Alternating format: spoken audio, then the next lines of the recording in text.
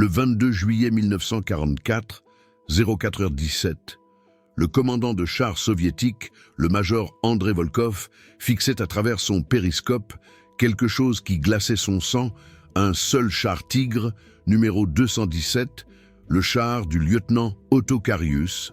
Volkov commandait 17 chars Staline JS-1, flambant 9 et 5 T-34-485.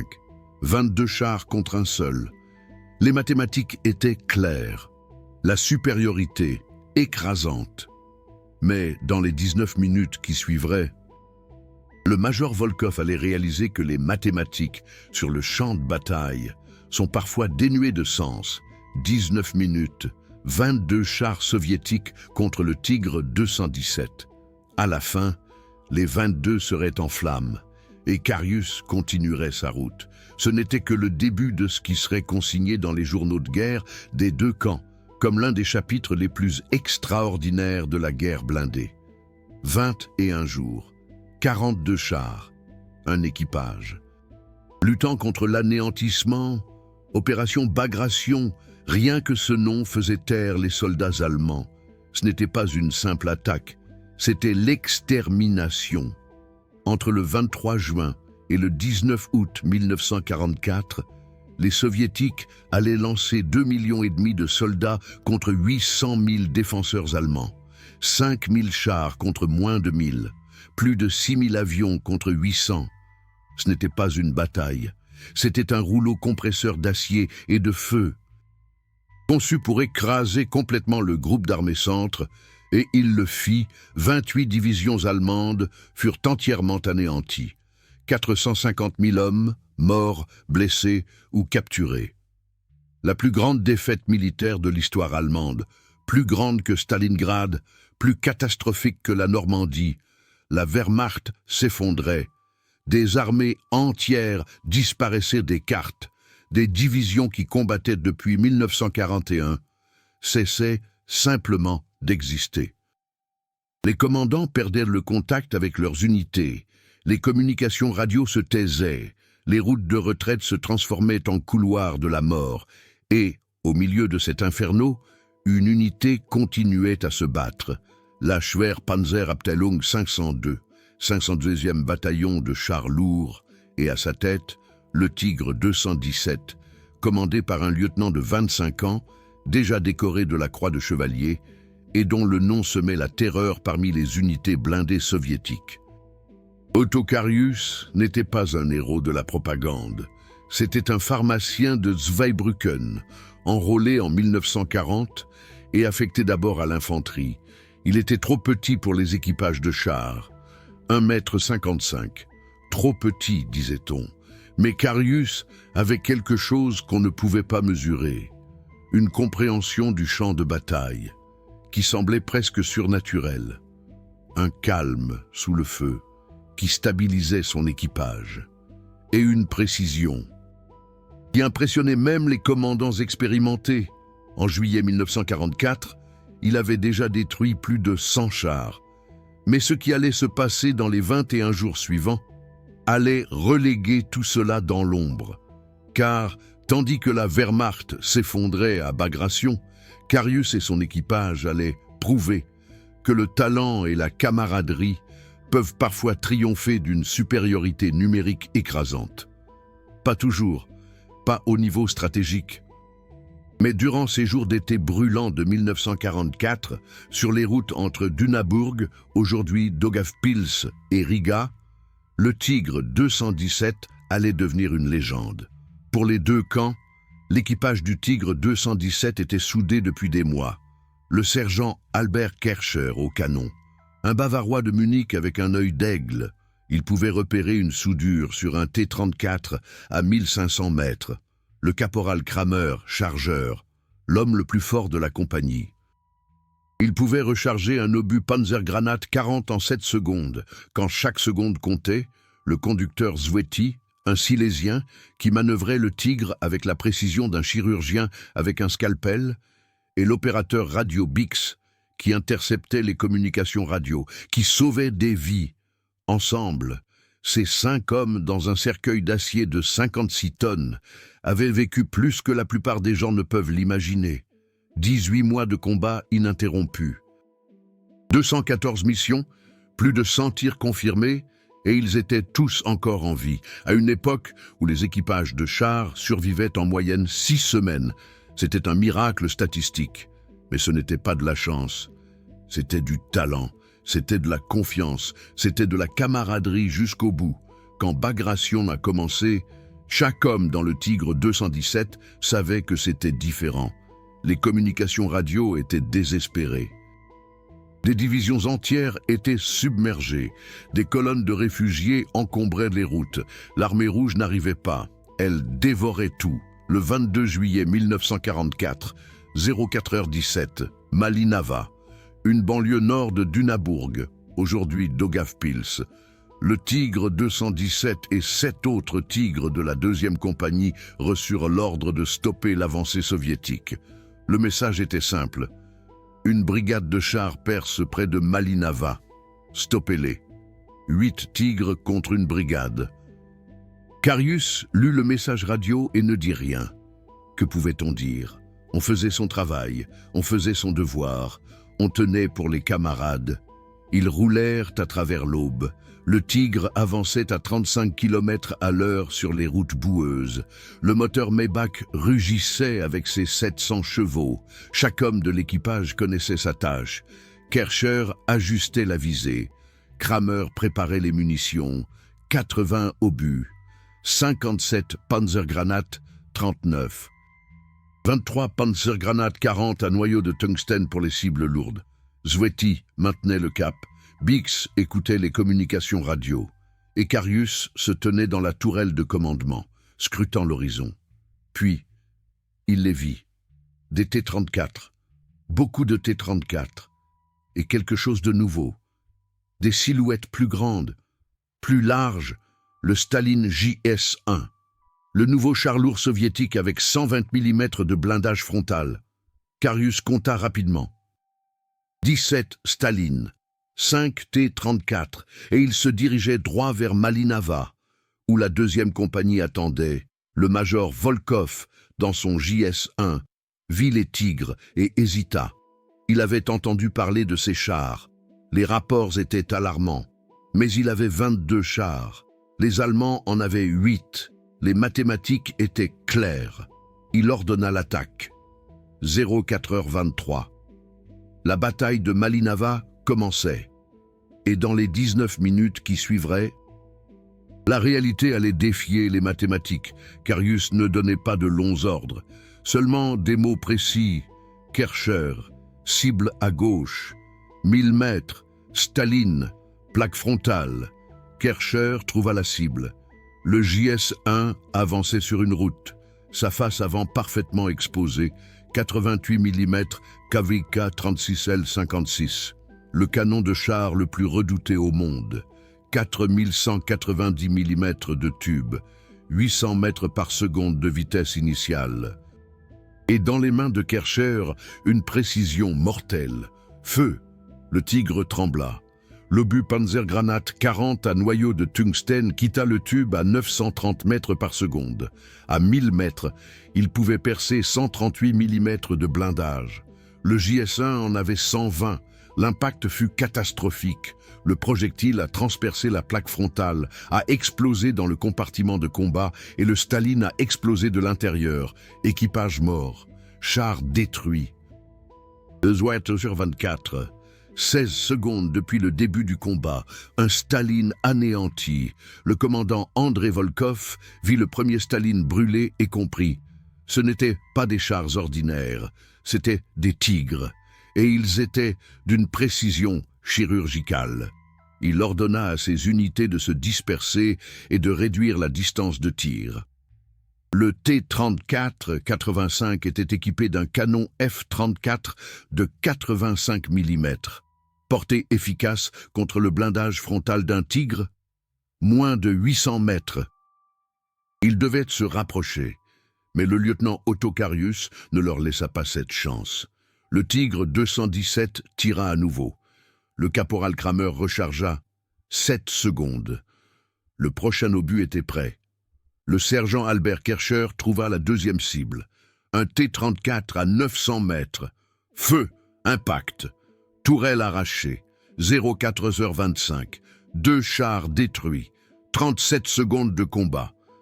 Les 7 autres tigres de la deuxième compagnie ouvrirent le feu.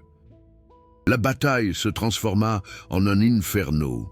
8 tigres contre 22 chars soviétiques. Mais les tigres avaient la portée. Ils avaient le blindage.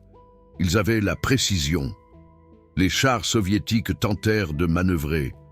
Mais chaque mouvement exposait leurs points faibles. Flanc, arrière, anneau de tourelle. Kercher ne ratait jamais. 04h28. 5 minutes depuis le début du combat. 9 chars soviétiques brûlaient. La brigade de Volkov s'effondrait. Il demanda désespérément des renforts par radio, mais il n'y en avait pas. Tout le front s'écroulait. Personne ne pouvait l'aider. Le Tigre 217 se déplaça. Sveti dirigea le char vers une nouvelle position, flanc de colline, ligne de vue sur 3 autres Staline. La voix de Karius restait calme, comme s'il préparait une ordonnance à la pharmacie et non pas qu'il faisait la guerre. Kercher, 3 cibles, 1200 mètres, de gauche à droite. Abattez-les un par un. Kercher tira, Kramer rechargea, tira, rechargea, tira. 3 impacts, 3 chars Staline JS-1 brûlaient en 21 secondes. Les survivants tentèrent de s'enfuir, mais les tigres ont une portée efficace de 2000 mètres. La fuite était impossible.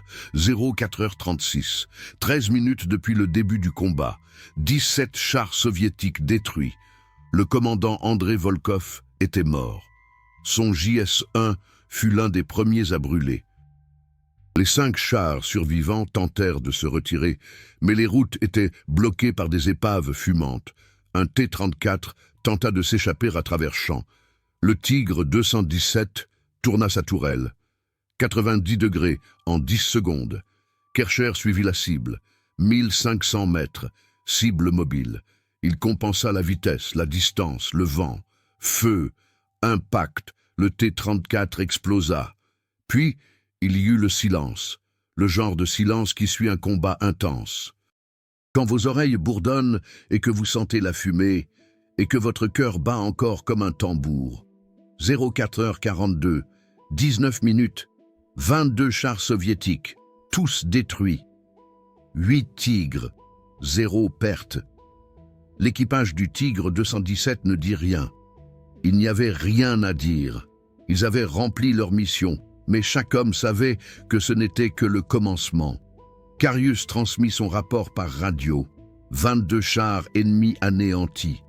Malinava, maintenu. Deuxième compagnie intacte. La réponse arriva immédiatement. Bien joué. Maintenez la position, d'autres chars ennemis en approche. Le Tigre 217 avait tiré 14 obus. Il en restait 66. Ils auraient besoin de chaque obus, parce que ce n'était que le premier jour. L'opération Bagration durerait encore des semaines, et la guerre de Karius ne faisait que commencer. Dans les lignes soviétiques, la nouvelle se répandit rapidement. Une brigade de chars entière anéantie en moins de 20 minutes. Par 8 tigres, les commandants exigèrent des rapports. Que s'était-il passé? Comment était-ce possible? Les survivants, les rares qui réussirent à revenir, racontèrent la même histoire. Un char, numéro 217. Chaque tir, un impact, chaque impact mortel. Il parlait du tigre comme d'un démon, inarrêtable, précis, inexorable. Et son commandant, ce lieutenant Karius, devint un nom qui semait la peur. 23 juillet 1944, le lendemain, l'armée rouge n'apprit rien. Ils jetèrent plus de chars contre la 502e division, 24 T-34 et 3 chasseurs de chars Su-85 près de Dunaburg, Daugavpils. Le Tigre 217 en détruisit 7 en 34 minutes. 24 juillet, 18 autres chars soviétiques anéantis par la 2e compagnie. Karius en revendiqua 5 personnellement. 25 juillet. Un seul JS-2, le nouveau Staline, avec un blindage frontal de 160 mm et un canon de 122 mm. Le char soviétique le plus dangereux. Le Tigre 217 l'atteignit à 2200 mètres. Impact sur le mantelet. Le projectile a transpercé. Le char brûla. 26 juillet, 27 juillet, 28 juillet, jour après jour, heure après heure. Alors que la Wehrmacht s'effondrait, alors que des armées entières cessaient d'exister, le Tigre 217 continua de se battre. Karius commandait, Kercher visait, Kramer rechargeait, Zветty conduisait, Bix transmettait par radio, et le nombre grimpait, 25, 30, 35. Chaque destruction documentée, chaque destruction confirmée par les journaux de guerre des deux camps. 27 juillet 1944. Karius reçut un message radio. « Présentez-vous au commandement de la division ». Il retourna, couvert de poussière et de suie, son uniforme trempé de sueur et d'huile. Le général attendait. Il tenait un petit étui noir dans sa main. « Lieutenant Karius, pour votre courage exceptionnel et vos performances tactiques hors du commun, je vous remets les feuilles de chêne de la croix de chevalier. » Le général accrocha la distinction au cou de Karius. C'était la 62e attribution des feuilles de chêne. Karius salua. Il ne dit rien sur la distinction. Plus tard, il écrirait que les distinctions n'avaient aucun sens quand des camarades mouraient. Mais ce jour-là, le 27 juillet 1944, son équipage était encore intact. Les 5 hommes vivants. Et c'était la seule distinction qui comptait vraiment, mais l'armée rouge en avait assez. Ils changèrent de tactique. Ils n'attaqueraient plus le Tigre 217 de front. Ils allaient submerger. La masse contre la précision. La quantité contre la qualité, 1er août 1944, près d'Ogre, au sud de Riga, Karius et 2 autres Tigres furent encerclés par 47 T-34, 47 contre 3. Les Tigres formèrent une formation triangulaire, dos à dos, chacun couvrant un secteur. Les T-34 attaquèrent de toutes les directions. C'était de la folie. Les obus ricochaient sur le blindage du Tigre. Le bruit était assourdissant. Métal contre métal. Explosion. Les messages radio se chevauchaient, mais la voix de Karius restait calme. Kercher cible à 10 heures, 800 mètres. Feu, impact. Cible à 2 heures, 600 mètres. Feu, impact. La bataille dura 51 minutes. Le Tigre 217 tira tous ses obus perforants restants, 80 obus, 37 impacts confirmés. À la fin, 24 T-34 gisaient, en flammes, autour des 3 Tigres. Les survivants soviétiques se retirèrent. 3 Tigres. Aucune perte, mais ils n'avaient plus de munitions. Zветty les ramena à travers le territoire contrôlé par l'ennemi, 30 km avec un canon vide. C'était peut-être la chose la plus courageuse qu'ils aient faite. Car un Tiger sans munitions n'est qu'une grande cible. Les jours se sont estompés. 2 août, 3 août, 5 août. Chaque jour était un combat. Chaque jour, des chars soviétiques. Et chaque jour, le Tiger 217 survivait. Le nombre augmentait. 38. 40. 42. Le 9 août 1944, 21 jours après Malinava, la compagnie a envoyé son dernier rapport. Tiger 217, 42 destructions confirmées depuis le 22 juillet. Équipage intact, véhicule opérationnel. La Schwere Panzer Abteilung 502 a reçu l'ordre de se retirer vers Riga. L'opération Bagration était terminée. La Wehrmacht était vaincue, mais le Tiger 217 n'avait jamais perdu. Le lieutenant Otto Karius et son équipage avaient détruit plus de chars ennemis en 21 jours que la plupart des unités pendant toute la guerre. Ils avaient brisé toutes les règles de la guerre blindée. Ils avaient défié les mathématiques. Ils avaient surmonté une supériorité numérique et ils étaient tous encore vivants. Mais le prix était invisible. Le lieutenant Otto Carius a écrit plus tard dans son livre Tigers in the Mud que chaque destruction signifiait 4 ou 5 morts, 42 chars, 210 soldats soviétiques morts, des hommes avec des familles, des hommes qui n'avaient pas le choix. Il a porté ce fardeau toute sa vie. Le sergent Albert Kercher n'a plus jamais parlé de la guerre. Le caporal Kramer a fait des cauchemars jusqu'aux années 60. Zветy est mort en 1962 et ses amis disaient qu'il rêvait chaque nuit du son du moteur Maybach. Bix est devenu professeur et n'a jamais dit à ses élèves qu'il avait été à la guerre. Et le lieutenant Otto Carius lui-même, l'homme qui est devenu une légende, a ouvert une pharmacie à Erschweiler-Petersheim et a vécu tranquillement jusqu'en 2015. Il est mort à 92 ans paisiblement, entouré de sa famille. Mais les hommes qui le connaissaient disaient qu'une partie de lui n'avait jamais quitté le Tiger 217. Les archives soviétiques sur le lieutenant Otto Carius sont fascinantes. Après la guerre, lorsque les archives ont été ouvertes, les historiens ont trouvé plusieurs rapports sur le Tiger 217. Un lieutenant-colonel soviétique a écrit en 1944 « Ce seul char allemand a fait plus de dégâts qu'une division entière. Nous devons apporter des modifications tactiques. » Un autre rapport d'août 1944 identifie le lieutenant Otto Carius par son nom. Le commandant allemand Carius est extrêmement dangereux. Toutes les unités ont l'ordre d'éviter une attaque frontale directe contre sa position. Les entretiens d'après-guerre avec des vétérans soviétiques révèlent un mélange de peur et de respect. Un ancien commandant de T-34 a déclaré en 1989 « Nous avions peur de tous les tigres. Mais devant le Tiger 217, nous étions paniqués. On savait que si on voyait son char, on allait probablement mourir. » Un autre vétéran soviétique a dit « Carius n'était pas un monstre, c'était un soldat qui faisait son travail, et il le faisait mieux que quiconque, c'est tout. » L'analyse tactique des performances du lieutenant Otto Carius a été enseignée après la guerre dans les académies militaires, tant en Allemagne qu'aux États-Unis. Qu'est-ce qui le rendait si efficace? Premièrement, la patience. Le lieutenant Otto Carius ne tirait jamais immédiatement. Il attendait le tir parfait, plaque frontale, mantelet, anneau de tourelle.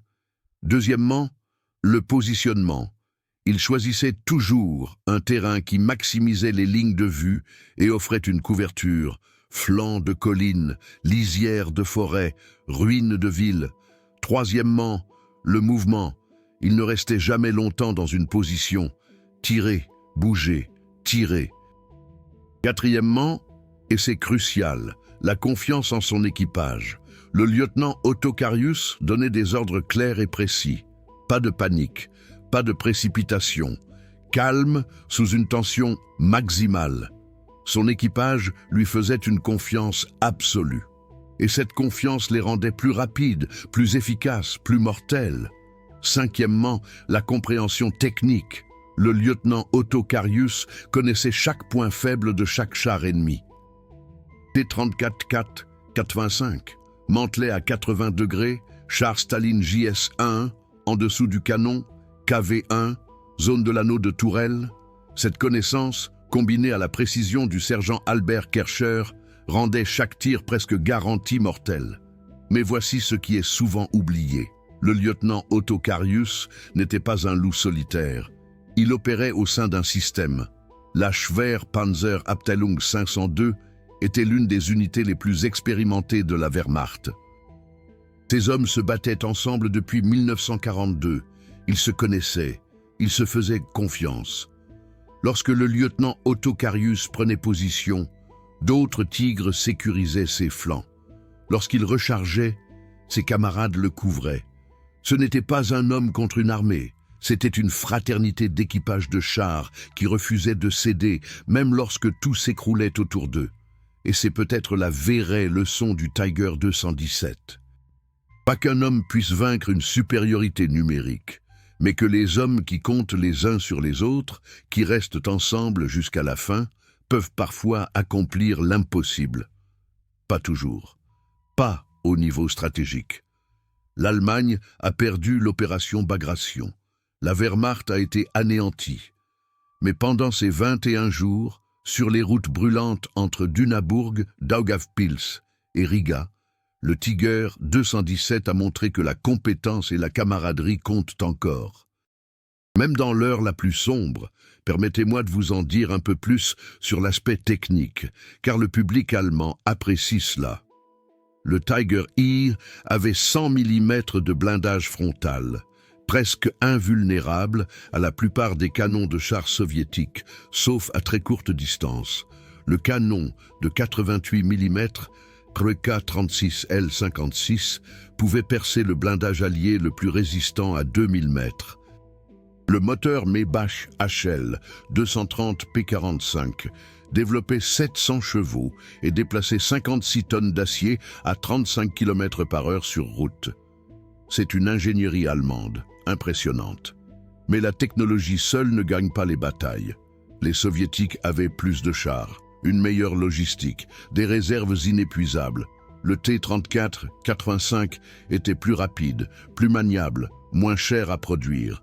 Le char Staline JS-1 avait un canon plus puissant. Mais en juillet 1944, entre les mains du lieutenant Otto Carius et du sergent Albert Kercher, le Tiger était imbattable. Pas à cause de la technologie, à cause des hommes qui étaient à l'intérieur. Il y a une histoire que le lieutenant Otto Carius raconte dans ses mémoires qui illustre parfaitement cela. 6 août 1944. Après un engagement particulièrement brutal, les 5 membres de l'équipage étaient épuisés. Ils s'étaient battus pendant 18 heures d'affilée. Pas de nourriture, peu d'eau. L'espace de combat d'un Tiger atteint 50 degrés Celsius lors de tirs prolongés. Ils étaient déshydratés, épuisés, à la limite de l'effondrement. Le lieutenant Otto Carius a ordonné une pause. Ils ont garé le Tiger derrière une grange détruite. Les 5 hommes sont sortis et se sont assis sur le blindage chaud. Personne ne parlait. Il n'y avait rien à dire. Puis Bix a sorti un paquet de cigarettes froissées. 5 cigarettes. Une pour chaque homme. Ils ont fumé en silence. Pendant 10 minutes, il n'y a pas eu de guerre. Pas de chars, pas de morts. Seulement 5 hommes qui partageaient une cigarette et savaient qu'ils pourraient tous mourir le lendemain. Mais à ce moment-là, ils étaient vivants. Ils étaient ensemble, et cela suffisait.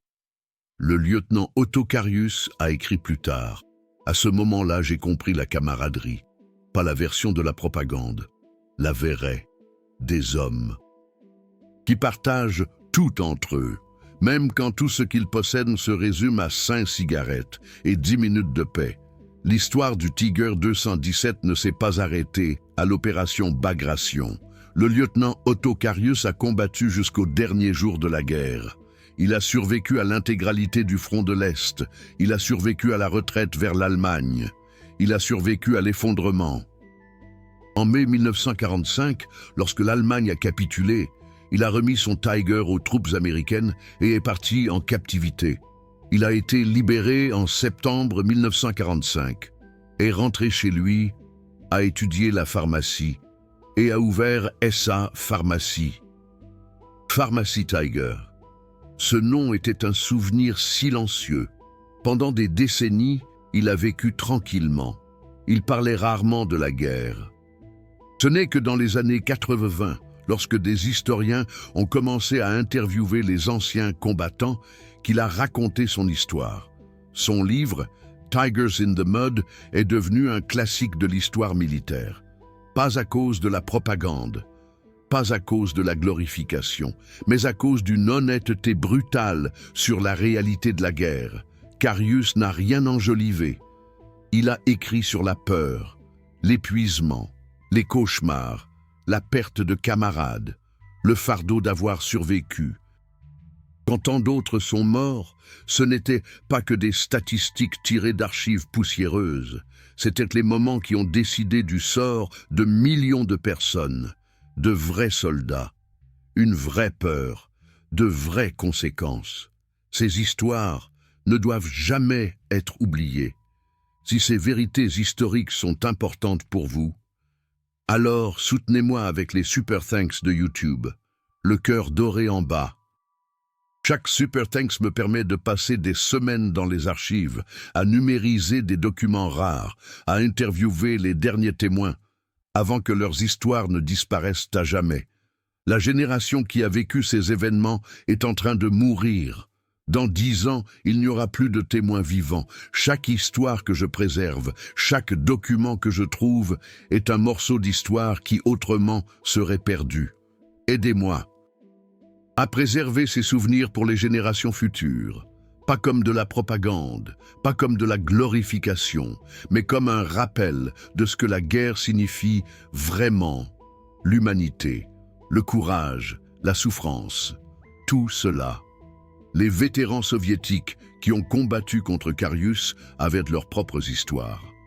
Un ancien commandant de l'armée rouge, Viktor Petrov, a été interviewé en 1991. Il était présent à Malinava. Il a survécu, parmi les rares. Il a dit « Je haïssais les Allemands. Ils avaient détruit mon pays, tué ma famille. Mais Karius, je le respectais. C'était un soldat comme nous. Il faisait son devoir, et il était sacrément bon dans ce qu'il faisait. Après la guerre, j'ai appris qu'il était devenu pharmacien. Ça m'a fait rire. L'homme que nous craignions le plus vendait maintenant des médicaments. C'est peut-être la justice. Peut-être qu'il guérit maintenant, après avoir tant détruit. Je ne lui ai jamais souhaité de mal. La guerre était l'ennemi, pas lui. » Un autre vétéran soviétique, dont le nom n'a pas été enregistré, a déclaré en 1987 « Tiger 217 était comme un fantôme. On ne pouvait jamais le trouver, mais il vous trouvait toujours. Et quand il vous trouvait, vous étiez mort. Nous avons perdu tellement de bons hommes à cause de ce char. Mais je comprends maintenant que de l'autre côté, il y avait aussi de bons hommes. Simplement des hommes. Eux qui faisaient ce qu'on leur ordonnait, comme nous. Ce qui est peut-être le plus remarquable dans l'histoire de Karius, c'est ce qui s'est passé après la guerre. De nombreux vétérans allemands ont caché leur passé. Mais Karius ne s'est pas caché. Il n'avait pas honte, mais il n'a rien glorifié non plus. Lorsque de jeunes Allemands lui demandaient ce qu'était la guerre, il disait toujours la même chose. La guerre, c'est l'enfer. Même si tu gagnes, tu perds. J'ai détruit 42 chars, j'ai tué des centaines d'hommes, j'ai reçu des médailles, et chaque nuit, pour le reste de ma vie, j'ai vu leur visage. Ce n'est pas de la gloire, c'est un fardeau. Souvenez-vous, cette honnêteté l'a rendu respecté, pas seulement en Allemagne, partout. Des historiens militaires des États-Unis, de Grande-Bretagne, de Russie, tous ont étudié ces tactiques. Pas pour glorifier la guerre, mais pour comprendre. Qu'est-ce qui rend un homme efficace au combat? Qu'est-ce qui maintient un équipage soudé quand tout s'effondre? Quelle est la différence entre la survie et la mort? La réponse, selon Karius, était toujours la même. Camaraderie, confiance, compétence et un peu de chance. J'avais le meilleur équipage de la Wehrmacht, disait-il parfois. Sergent Albert Kercher ne manquait jamais sa cible. Caporal Kramer était infatigable. Sveti conduisait comme un diable. Bix entendait tout, et moi, je les maintenais en vie. C'est tout ce qu'un chef de char peut faire, maintenir ses hommes en vie. J'ai eu de la chance. J'ai réussi. D'autres non. Je pense à eux tous les jours, ceux qui ne sont pas rentrés chez eux, ceux qui sont morts dans des chars en flammes, ceux qui ont succombé à leurs blessures dans les hôpitaux. J'ai survécu, mais cela ne signifie pas que j'ai gagné. Personne ne gagne à la guerre. Certains meurent, d'autres survivent avec des cicatrices, c'est tout. 2015. Karius est mort paisiblement dans son sommeil. Il avait 92 ans. Ses funérailles ont été petites, privées, sans honneur militaire, mais d'anciens soldats d'Allemagne, des États-Unis, même de Russie, ont envoyé des couronnes. La carte sur une couronne russe disait simplement « Pour un adversaire digne, puissiez-vous trouver la paix ». C'est peut-être le plus grand héritage d'Otto Karius. Pas les 42 chars qu'il a détruits au total, pas la croix de chevalier avec feuilles de chêne, pas la légende du Tiger 217, mais qu'après la guerre, il est resté humain, qu'il n'a jamais perdu son humanité, qu'il a porté le fardeau, mais n'a jamais enseigné la haine. À une époque de propagande et d'idéologie, Carius était simplement un soldat, un bon soldat, un homme qui a fait son devoir, qui s'est battu pour ses camarades, qui a survécu, et qui a passé le reste de sa vie à guérir, pas à détruire, les 22 chars de Malinava, les 42 victoires en 21 jours. Ces chiffres sont documentés dans les journaux de guerre, ils sont vérifiables, ils sont réels, mais ils ne racontent pas toute l'histoire. Toute l'histoire, c'est 5 hommes, dans un cercueil d'acier, qui ont refusé d'abandonner, quand tout s'effondrait autour d'eux, qui se sont accrochés les uns aux autres. Quand le monde a explosé, qui ont vécu parce qu'ils se faisaient confiance. C'est l'histoire du Tiger 217. C'est l'histoire d'Otto Carius. Pas de propagande, pas de glorification, juste la vérité. Une vérité dure, inconfortable, honnête sur la guerre, le courage et la survie. L'équipage du Tiger 217 a pris des chemins différents après la guerre. Le sergent Albert Kercher, l'artilleur, dont la précision était légendaire, est retourné à Munich. Il a travaillé comme serrurier et n'a jamais parlé de la guerre. Sa famille n'a appris qu'après sa mort, en 1979, qu'il était l'un des artilleurs de chars les plus efficaces de l'histoire. Dans sa succession, ils ont trouvé son livret de paix avec toutes les destructions confirmées. 136 chars, plus de 3 ans, avec 3 chefs de chars différents, mais la plupart avec Carius. Le caporal Kramer, le chargeur, celui dont la force donnait au Tiger 217 la puissance de feu dont il avait besoin, a émigré au Brésil en 1951. Il est devenu agriculteur à Santa Catarina. Ses voisins disaient que c'était l'homme le plus calme qu'ils aient jamais connu. Mais dans les premières années après la guerre, il faisait des cauchemars. Il se réveillait en criant, sentant encore le poids des obus dans ses mains. Ce n'est que dans les années 60 que les cauchemars ont pris fin. Il est mort, en 1998, à 83 ans, entouré de petits-enfants, qui n'ont jamais su que leur gentil grand-père avait autrefois combattu en Enfer. Le chauffeur Sveti, qui pilotait le Tiger 217 comme un instrument de précision, a connu la fin la plus tragique. Il a survécu à la guerre et retourné en Silésie. Mais la Silésie était maintenant polonaise. Il a été expulsé. Est arrivé en Allemagne de l'Ouest, a trouvé du travail comme chauffeur de camion. Mais les expériences de la guerre l'ont hanté. En 1962, à seulement 38 ans, il est mort d'une crise cardiaque. Les médecins ont dit que son cœur était épuisé. Mais ses amis savaient mieux. Son cœur était brisé depuis 1945. Le Radio Bix est devenu instituteur en S. Il enseignait l'histoire, mais lorsque les élèves demandaient s'il avait été à la guerre, il changeait de sujet. Ce n'est que peu de temps avant sa mort en 2003 qu'il a dit la vérité à son fils. « J'étais dans le Tiger 217.